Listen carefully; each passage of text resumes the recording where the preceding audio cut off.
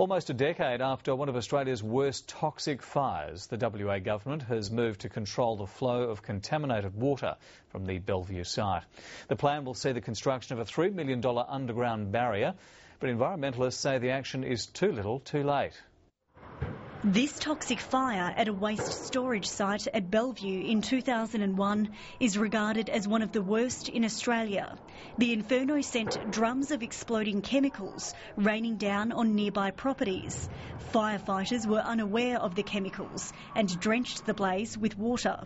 The chemical cocktail immediately began leaching into the ground, and since then a toxic plume has been moving closer to the Helena River, which feeds into the Swan.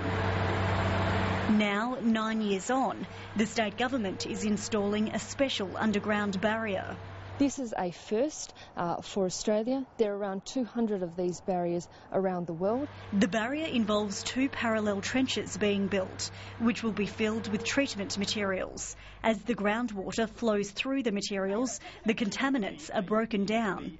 This will ensure that contaminated groundwater, which includes nitrates and other solvents, will be cleaned prior to it entering the Helena River. Environmentalists say they recommended the barrier be built soon after the fire, but the department responsible says extensive investigations needed to be carried out.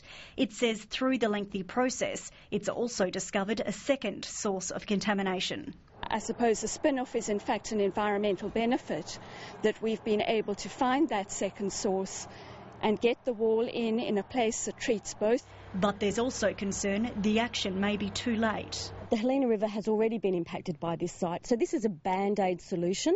The department admits there were traces of a chemical found in the river last year, but says the levels were so low that it doesn't pose any risk. The barrier is expected to take 2 months to build and last about 15 years. Alicia O'Flaherty, ABC News.